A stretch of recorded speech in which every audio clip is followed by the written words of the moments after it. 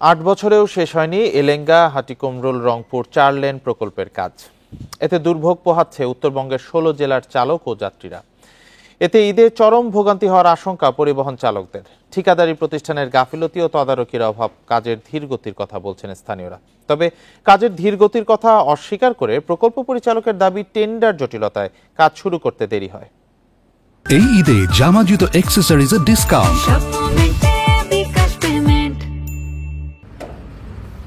রাজধানীর সঙ্গে উত্তরবঙ্গের 16টি জেলার যোগাযোগ ব্যবস্থা সহজ ও নিরাপদ করতে সরকার 2016 সালে অনুমোদন দেয় এলেঙ্গা হাটিকুমরুল রংপুর 4 লেন উন্নীতকরণ প্রকল্পের কাজ।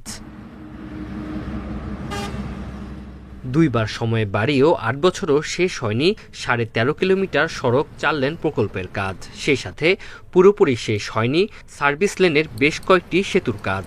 এতে ঈদের সময় যানজটের শঙ্কায় রয়েছেন পরিবহন চালকেরা।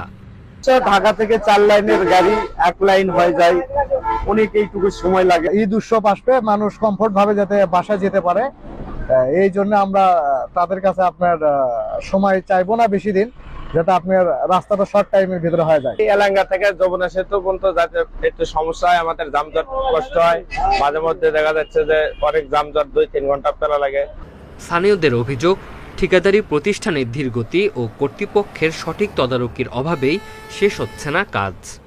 একটু একটু করে করছে, একটু একটু করে আটকায় রাখছে। এভাবে কেউ রাস্তা করে বাংলাদেশে কোন একটু একটু করে এই মাথা ক্লিয়ার, ওই মাথায় সমস্যা। অভিযোগ মানতে নারাজ প্রকল্প পরিচালক। মাটি ভরাট ও টেন্ডার জটিলতার কারণে কাজে ধীরগতি। তবে 2026 সালের ডিসেম্বরের মধ্যে কাজ শেষ হবার আশা তার। ওই পাশের প্যাকেজগুলি 2019-এর মাঝামাঝি হয়, শুরু হওয়ার পরে কোভিড সিচুয়েশন হয়। 2 বছর কিন্তু কাজ করতে পারিনি আমরা কোভিড সিচুয়েশনের কারণে। আমাদের মূল কাজ মেনলি শুরু করতে পেরেছিলাম আমরা 2022-এর পরে।